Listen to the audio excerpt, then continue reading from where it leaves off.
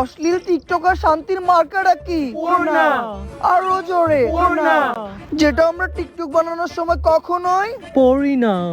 এইবার যদি আপনারা আমাকে অন্য আমাকে ভোট দিয়ে জিতিয়ে দেন তাহলে কিন্তু মেয়ে টিকটকারদের অনেক উন্নতি হবে। আর সর্বপ্রথম আমি যেই কাজটা করব সেটা হলো সবাইকে অনলাইনে কাজের ব্যবস্থা করে দিব।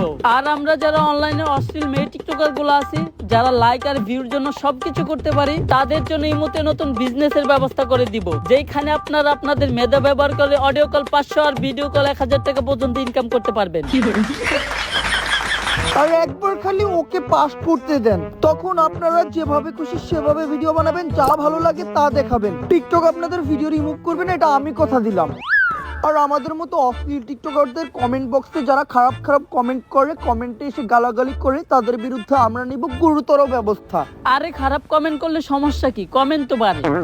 আমি তো ভুলে গিয়েছিলাম, আমরা তো খারাপ খারাপ কমেন্ট পাওয়ার আশায় এই ধরনের অশ্লীল ভিডিও বানাই। শোনো শান্তি, আমার লাস্ট একটা ভিডিওতে আমি গেঞ্জি আর প্যান্ট পরে নাচছিলাম। ওই ভিডিওতে খালি বাবা মামার নামে গালি, কমেন্ট গুলো পড়তে কি যে ভালো লাগছিল। আর আমার ভিডিওতে তো 14 গোষ্ঠীর নামে গালি থাকে। আচ্ছা আপু, টিকটকে কি মেয়েরা ভালো ভিডিও বানাতে পারবে না?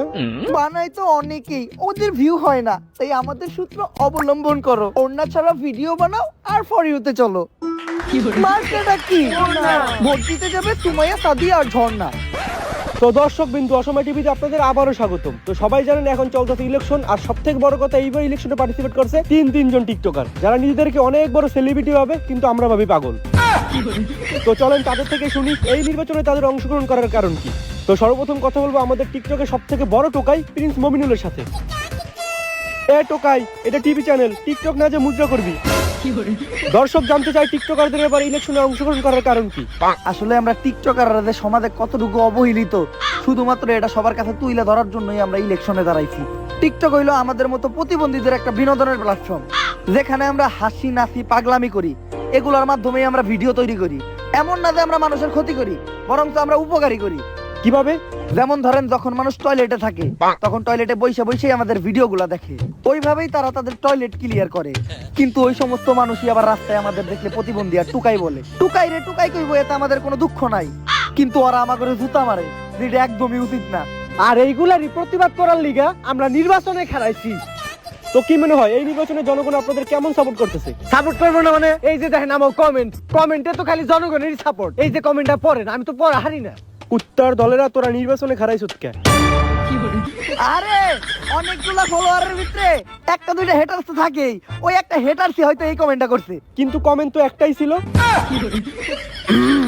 আচ্ছা, একটা শেষ প্রশ্ন, এই যে আপনারা নির্বাচনে দাঁড়াইছেন, আপনাদের কি হাইরে যাওয়ার কোনো চিন্তা নাই?